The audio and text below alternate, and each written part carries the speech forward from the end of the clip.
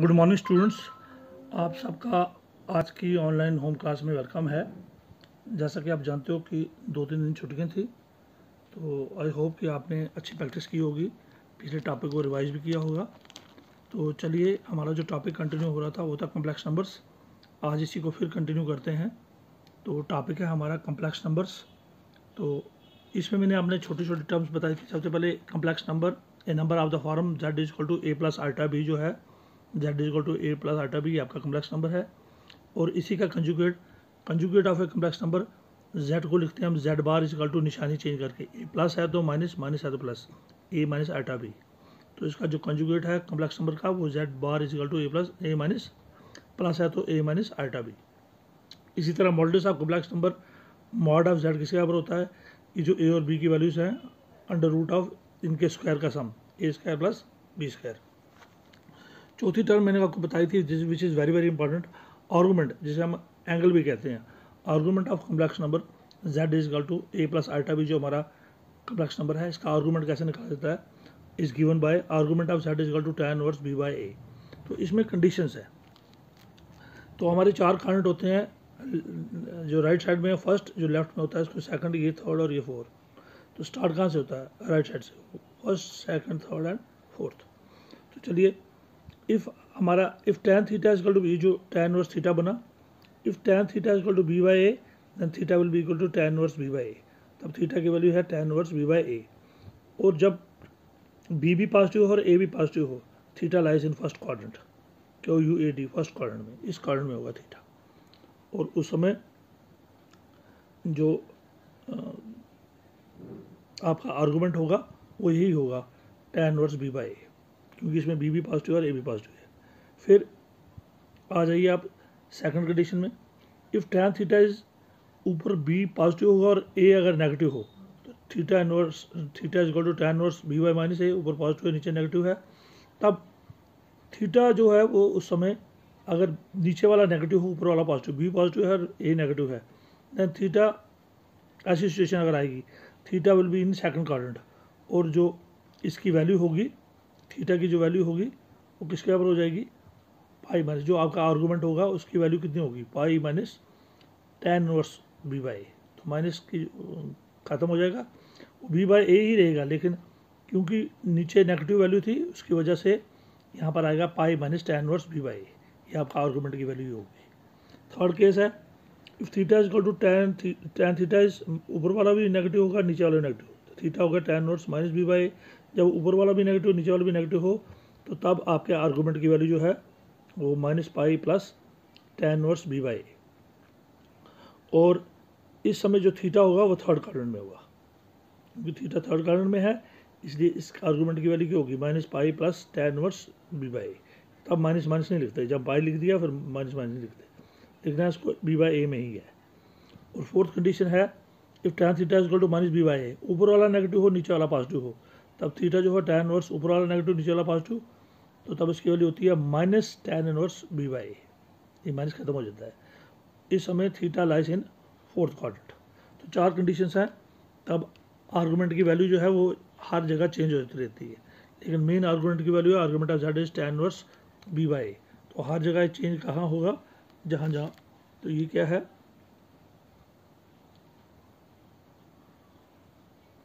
तो ये जो आर्गूमेंट है, आर्गूमेंट, तब इसकी आर्गूमेंट ही थीटा है हमारा, तो उस समय आर्गूमेंट जो है उसकी वैल्यू चेंज होती जाएगी।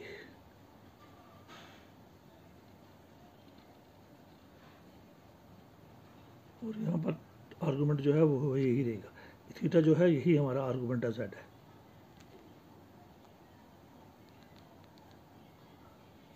इसी को हम थीटा कहते हैं। तो ये 4 कंडीशंस हैं, इनको आपने याद रखना है। और फिफ्थ हमने की थी, फिफ्थ टर्म थी हमारी polar form of a complex number z is equal to a plus iota b. जो हमारा एक कम्प्लेक्स नंबर है in the form z is equal to a plus iota b, इसकी पोलर फॉर्म में z is equal to a की जगह हम लिखते हैं r cos थीटा और b की जगह निकलते हैं हम r sin थीटा। r को कॉमन निकाल लेते हैं बाद में, तो a की जगह r cos थीटा और b की जगह r sin थीटा जब हम लिखते हैं, तो जब हम z को cos थीटा और sin थीटा में लिखते हैं तो बन जाती है polar form, this is called polar form of a complex number. और यहाँ पर जो आप देख रहे हो जब हम साइन और कास को डिवाइड करेंगे आर आर कैंसिल हो जाएगा दोनों में, तो टैन थीटा बनेगा। So tan theta will be equal to B by r sine theta, और कॉस कास थीटा को डिवाइड करो तो बी बटा ए। तो टैन थीटा क्या होगा यहाँ पर,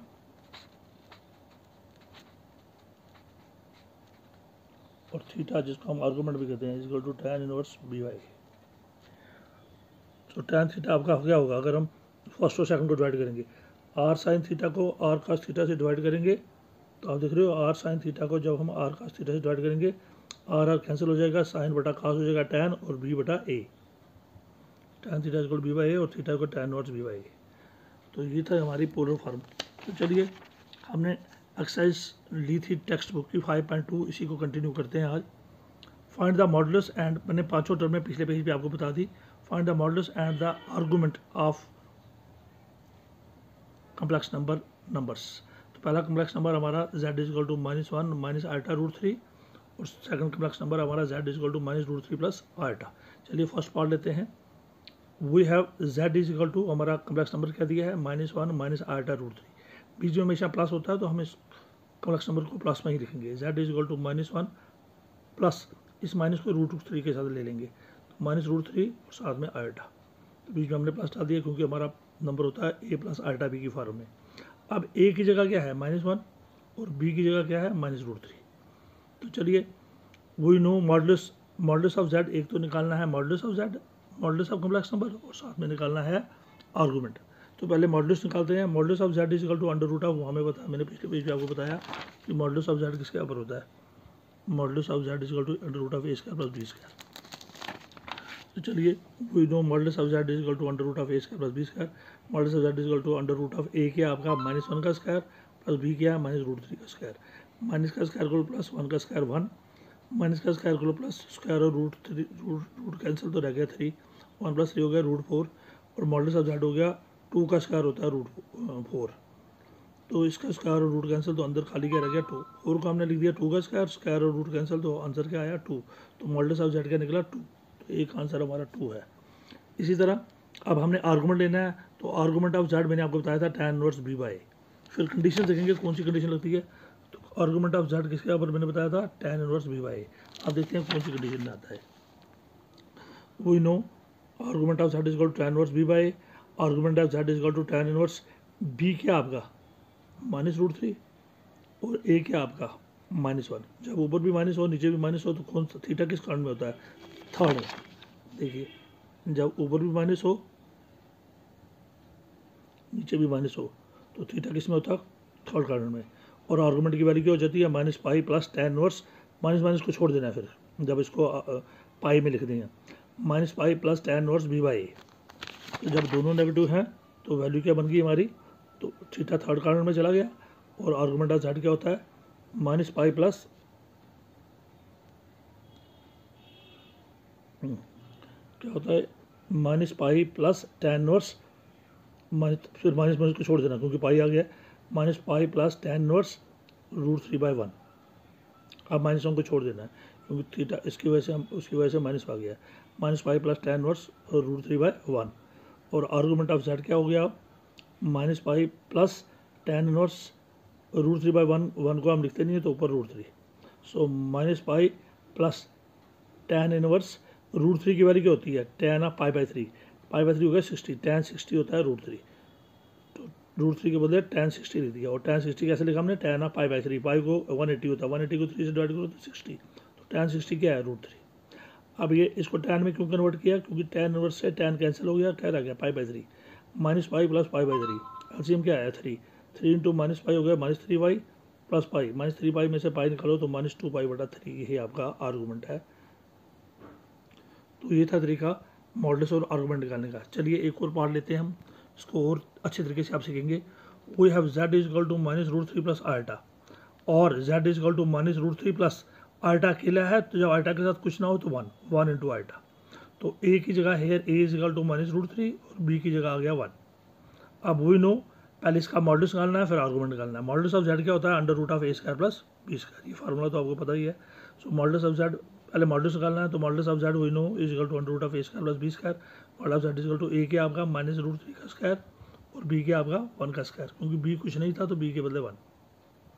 तो model of z is equal to minus का स्क्वायर प्लस होता है स्क्वायर रूट 3 कैंसिल तो 3 आ गया, 1 का स्क्वायर 1 हो गया अंडर रूट ऑफ 4। 4 को हम लिखते हैं 2 का स्क्वायर, स्क्वायर और रूट कैंसिल तो क्या रह गया 2 आंसर। 4 को लिखेंगे 2 का स्क्वायर, स्क्वायर और रूट कैंसिल तो क्या रह गया 2। तो मॉडल ऑफ z इसमें भी 2 आया। अब क्या निकालना है argument of z। We know argument of z क्या होता है tan inverse b by a. पहले b और a को वैल्यू दो फिर कंडीशन पता चलेगी। Argument of z is equal to tan inverse b क्या आपका 1 और a क्या है -√3। अब जब नीचे वाला माइनस में हो तो थीटा किस कारण में होता है, सेकंड कारण में। क्योंकि मैंने आपको बताया था सेकंड कंडीशन, अगर नीचे वाला माइनस में हो तो थीटा किस कारण में होता है, सेकंड कारण में। और आर्गुमेंट की वैल्यू क्या होती है पाई माइनस tan इनवर्स, फिर माइनस यानी छोड़ देने हैं बाई। तो थीटा की वैल्यू क्या होती है, जब नीचे वाला माइनस में हो तो थीटा होता है सेकंड कारण में, और आर्गुमेंट की वैल्यू हो जाती है pi minus tan inverse b by. तो हमारे इस क्वेश्चन में भी नीचे वाला नेगेटिव है, हमारे इस क्वेश्चन में भी नीचे वाला नेगेटिव है, it means theta lies in second quadrant. और जब थीटा सेकंड क्वाड्रेंट में हो तो आर्गुमेंट की वैल्यू क्या हो जाती है pi minus tan inverse B by, b के आपका 1/√3, फिर माइनस छोड़ देना है 1/√3। क्योंकि ये सिर्फ माइनस हमें सिर्फ बताता है कि थीटा किस क्वाड्रेंट में है, इससे हमें यही पता चलता है। तो नीचे वाला क्योंकि ऊपर वाला पॉजिटिव है नीचे वाला नेगेटिव हो तो थीटा मैंने बताया सेकंड कंडीशन में जाता है, theta lies in second quadrant. तो और पाई आर्गुमेंट की वैल्यू क्या हो जाती है पाई माइनस tan इनवर्स 1/√3 हो गया। पाई माइनस tan इनवर्स 1/√3 होता है tan का 30 डिग्री। सो tan 30 कैसे लिखते हैं हम, 1/√3 होता है वो, tan ऑफ पाई/6, पाई होता है 180/6 होता है 30, 180 को 6 डिवाइड करो 30, तो tan 30 हो गया 1/√3। तो इस 1/√3 को हमने tan पाई/6 में लिख दिया, क्योंकि पाई/6 होता है 30, हो गया tan 30। tan और tan कैंसिल तो क्या है पाई/6, सो पाई माइनस पाई/6, पाई माइनस पाई/6, क्योंकि tan कैंसिल हो गया तो 6 एलसीएम आया 6 इंटू पाई हो गया 6 पाई माइनस पाई बटा 6, 6 पाई 6 इंटू पाई हो गया 6 पाई माइनस 6 कैंसिल तो आ गया पाई, 6 पाई में से पाई निकाला तो 5 पाई/6, दिस इज योर आंसर। तो ये था तरीका मॉडल्स और argument of a complex number ढूंढने का। बाकी पार्ट्स को खुद प्रैक्टिस करो, कल हम इस टॉपिक को फिनिश करेंगे।